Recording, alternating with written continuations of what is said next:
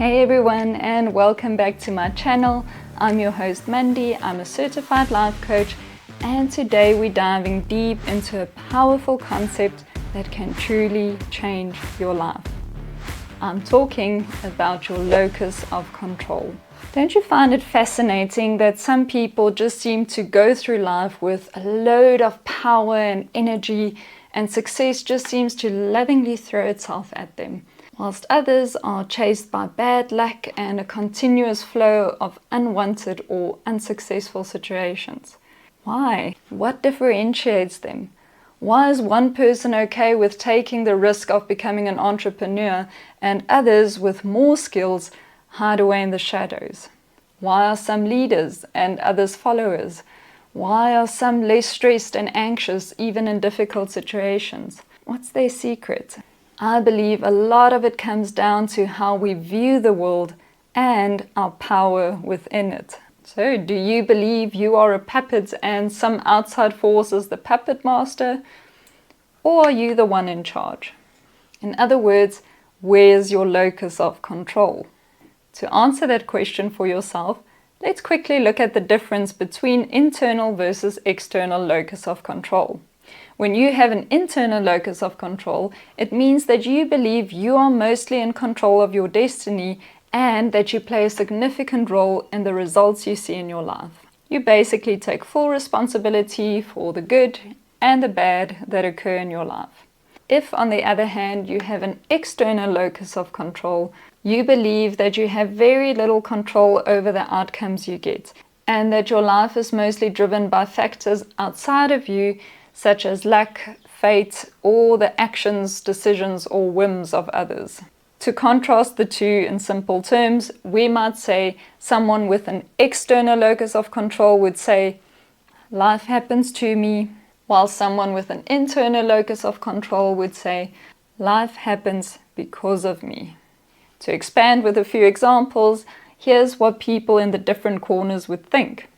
Internal locus of control would be, I got the promotion because I worked really hard.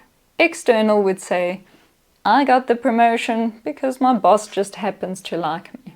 Internal, I didn't get the job because I lack skills that I need to acquire. Or external would say, I didn't get the job because the dude was just in a bad mood that day. Or, I guess it just wasn't meant to be. I think by now you can already see how powerful these two different views are and why they matter. The concept of the locus of control is not new. We can trace it back to the Stoics, who had a strong belief that we need to take personal responsibility, and although often we can't control aspects of the external world, we can always control how we react. But in more recent times, it was popularized and I would say conceptualized by the American psychologist Julian Rotter, somewhere in the 1950s or 60s. Important to note is that Mr. Rotter didn't say you are either on one side or the other, but that it exists on a scale, meaning no one believes that everything in the world is 100% in their control, and also no one believes absolutely nothing is in their control, otherwise they won't bother to take any action at all, right? And he also suggests that where you find yourself on the spectrum also depends on the environment, influence, and situation you find yourself in. But for simplicity's sake, we'll refer to it as either internal or external based on which side you are leaning toward. Now, as you can imagine, having an internal locus of control gives you a lot of power. And although there are a few things to watch out for, I think this mindset is really empowering, and it also gives you the most freedom. For example, you are much more likely to set and go after goals when you think of yourself as being in control of the outcomes in your life. You also become better at problem solving because instead of just accepting something as bad luck, you analyze it and find the cause and then go about figuring out ways to solve it. You are also probably less anxious because you are not a victim of some outside force. If something negative should happen, you believe that you'll be able to deal with it. This can also be negative or cause anxiety though, especially if you take too much responsibility. But more on that in a minute.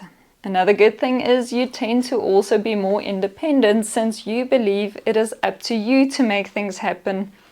No one else is going to come and save you. And you don't live in fear because you believe fears can be overcome through actions. Now, we often observe these characteristics in good leaders, right? They stay calm in tough situations, they tackle a problem when faced with it, and they actively work toward greater accomplishments for both themselves and their teams. And although I am biased toward cultivating an internal locus of control, for the sake of being thorough, one has to be mindful of the negative side of feeling too in control as well. It can lead to excessive self-blame, even when something truly out of your control happens. And it can also lead to taking responsibility beyond what is reasonable to expect from yourself, which could lead to burnout, for example. So we always have to be willing to be honest and aware of our own mindsets and adjust wherever necessary to maintain a healthy outlook in life. A person with an external locus of control might, for example, find it easier to just go with the flow and does not try to desperately control every situation and person around them, which could reduce stress. However, on the flip side, they might not be very driven because they don't really believe anything they do has a great effect on the outcome anyway, and therefore they might achieve less in their lives. It can also lead to a victim mentality and a lot of anxiety because they feel so deeply out of control. As you can see, neither side is inherently good or bad. It all depends on how you want to live your life. I do believe there is freedom and happiness in both, and it is important for us to figure out where in our lives we need to take more control and where we just need to relax a little and let life be. For the most part though, I do admit, I believe that life is better when we live mostly from an internal locus of control. Just because it makes me feel empowered and that anything is possible for anyone. And I think it is freeing because of the sense of independence and personal power. I believe we should always seek to empower ourselves no matter what life throws at us. Kind of like the Stoic philosopher Epictetus said, we cannot control the external events around us, but we can control our reactions to them. Now, if you want to feel more in control of your life, I would suggest these mental exercises. First, perseverance and creativity. When you don't succeed at a task the first time, give it at least 4 more attempts, changing your approach every time. This activates creative thinking and it shows you that you are not bound by the situation, but rather by your actions. And by persevering and experimenting with different strategies, you are demonstrating a growth mindset and you are taking back control. Secondly, challenge disempowering thoughts. For every disempowering thought, challenge yourself to think of 2 empowering thoughts. For example, instead of saying, I'm always broke, you could say, I need to get my head out of the sand and take an honest look at my spending. Or I need to start surrounding myself with people who know more about finances than I do so that I can learn from them. You see, by replacing negative thoughts with positive ones, you're taking control of your mindset and through that you're shaping your reality. Remember, thoughts create actions and actions create results. Thirdly, learn from challenges. Make it a challenge to find at least one lesson out of every crappy situation you find yourself in. Or, even better, challenge yourself to find an opportunity in the bad situation. COVID, for example, showed which companies were willing to adjust their thinking quickly to suit the situation, and some of them walked out of it even better off than they were before. Now, lastly, a little bonus one. If life really whacks you with a hard situation like a serious illness, see how you can become a mentor and inspiration to others.